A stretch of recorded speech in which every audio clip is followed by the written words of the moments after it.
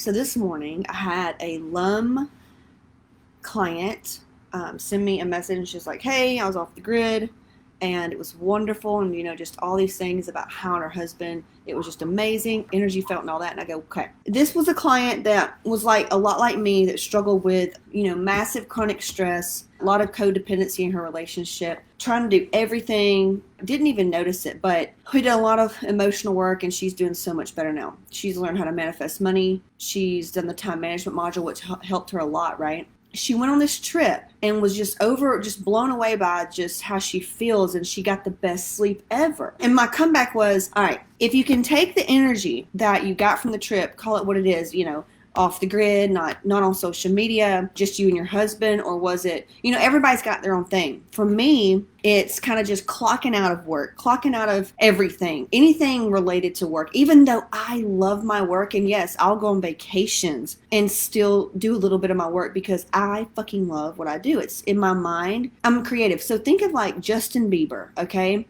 There's not one day that probably goes by unless he just totally blocks it out. His talent's it's insane, this child. He's got this creative juice flowing in him. He's just magical when it comes to music. So you think of Justin Bieber, you think of anybody that's up there, that's just in their genius, which we all have. We just have to find it. So when they're in this genius, he probably is on vacation and something happens and he thinks of a tune, or he may get inspired to write a hit song on vacation. And people would say, well, you need to rest. Okay, those people are the same people that love when you pick up the tabs and love when you pay their bills and love when you hire them. Okay, so don't listen to them. There's a way to do what you love and be compensated for it, and not be a slave and overworked and sick and shit not going your way. When that happens, it just means there's so much underlying trauma. Our inner child that's still wounded is running the show. So, and that's okay. That's why you're here. That's why we're doing the work, right? But anyway, I said, okay, now I want you to recognize this energy that you did, that you pulled together, calling it off the grid, calling it whatever you want to call it. Notice if sales increase, you hear God speaking to you, which is inspiration, she's a Christian woman, so I speak, when you hear God talk to you, which is in the spirit world, if you're spiritual and like woo-woo and all that, it's your guides or your inner knowingness, your higher self, whatever you want to call it, source. It's when you get those messages, right? And you only get those messages when you are in a place of creativity, inspiration, joy. Like, you have to be free for it to flow. You have to be free for it to flow, okay? You have to be free for it to flow.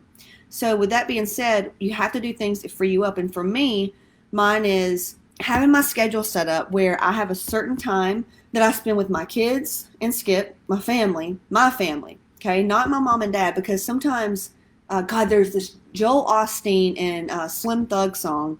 The song's called Church, like church, okay? But it's got Joel Osteen coming in there, and he even says, you may be blood, but they may not be right for you in this season of your life. And so many people try to maintain this level of family, like your mom and your dad and your grandparents, your aunts and uncles and your cousins and your mother-in-laws and your sister-in-laws, and trying to keep up and do all the holiday stuff or do all the whatever it is. It's the weekend, so we go over to my mom's for her birthday. Well, sometimes that's not good for you, okay? Sometimes that's not good for you. So when I say family, I mean you and your kids and your husband or your spouse or your partner, okay? Your immediate family, like who lives under your roof. That's what I mean. So for me, it's when I set up my schedule and I can be with my family and nothing's pressing. You're just in a state of everything's okay and you feel safe. I sleep amazing. I sleep so much better. Business always grows. People that I love to work with naturally, like universe, me relaxing into things allows universe, God, source to just really go, here, there you go. It's almost like when we're in that frantic, franny mode of worried and stress and all those negative emotions, it literally blocks us, okay? Blocks us out. So I asked her, I said, how can you implement the energy of your trip into your daily life? She's done the time management. She's working through that. Her husband's business, they're working through ways to delegate.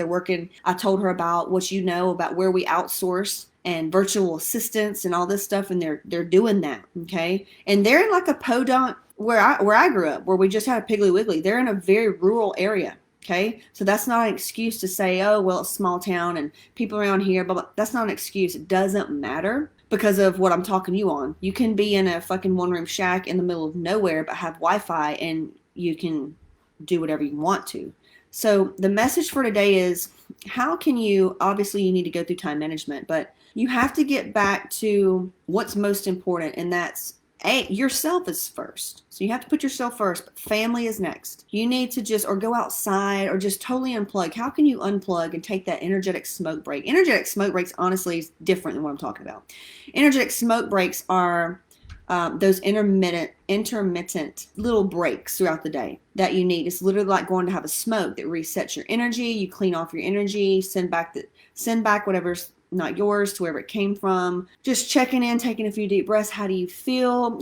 Checking in. Smoke break. This is more of a off the grid. It's checking out. Okay, it's clocking out. And for those of you that are like me, and or this lady, I mean, she works for a company, but she also runs, or helps run, now she's helping oversee her husband's company.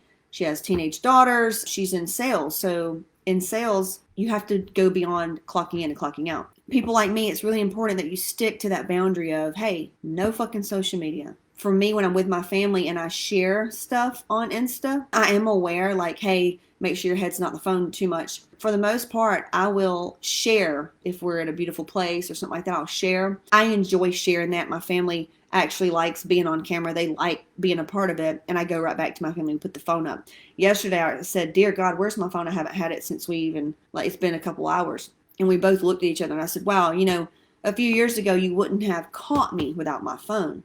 And I was in that place of fear of missing out, and gotta always be on, right? I wasn't as healthy, and I wasn't as wealthy, and I wasn't as happy. So, and it takes time, because depending on how much trauma you have, it just takes time to spiritually evolve and to heal the stored pain and the stored emotions and all that has created the fear of gotta keep this survival mode going, So it just takes time. So if you feel like this is you, please keep going. And if you feel stuck, if you feel like, I'm still missing something, and you've gone through the time management mini course modules, and you've gone through most of the energy modules, what have you tried? What books have you read? What are you implementing every day? Like, how are you checking in with yourself every day in meditation? And then secondly, what are you doing to clock out and get off the grid every day? And here's the deal. It's going to change. It may change every day. It may change every week. But right now, with school being in and getting sleep, I try to make a goal right now to be done with work between 3 and 4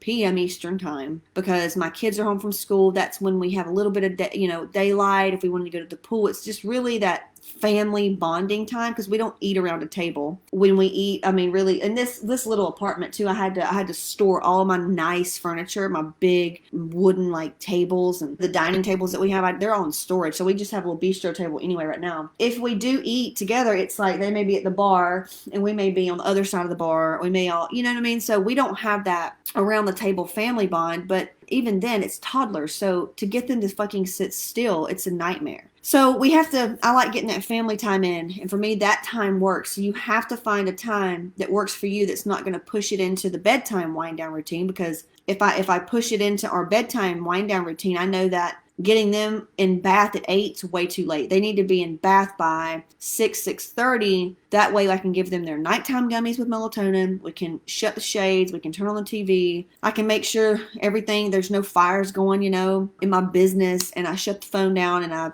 get my last meal and get in the bath and finish up a book, or, we just wind down. So only you are going to know how to rearrange your schedule to make that possible. If you need help, all you got to do is submit a coaching question. Okay. Those of you that are in Hot Moms, submit a coaching question. Or if you're in LUM, of course, you have access to me. You can ask me. Just submit a question and say, here's what I'm doing and here's my schedule. We've got the schedule. If you're in if you've done the time management, there's that Excel sheet that shows the schedule. I will be happy to look it over and say, okay, do this, do this, do this. I can't tell you how many business people, insanely busy businesses, in their mind had no extra time, but really it comes down to delegating, giving yourself full permission, and healing the underlying trauma that's causing you to just overstep your own boundaries, really. the goal today is to do more things that free you up spiritually and that make you feel like a carefree kid and where you lose track of time. That's the true meaning of play, and that's the true meaning of joy and play. And that's when we are open to receive all that good shit, okay? To top it off, the client that I'm talking about gets home, opens the mailbox, and got a $2,000 rebate check in the mail. And,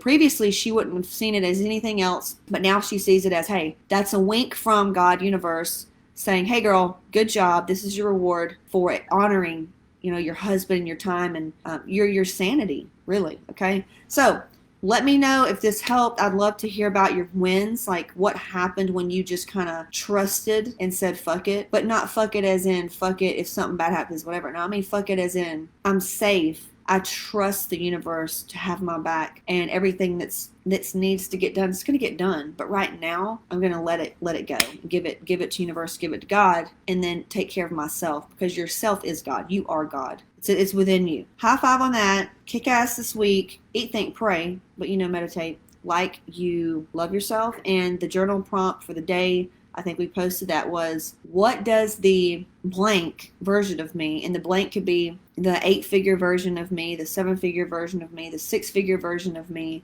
the healthy version of me, the version of me with tons of energy, the confident me, whatever. What is it that me knows that my current self needs to know? And you write it out. All right. See y'all later.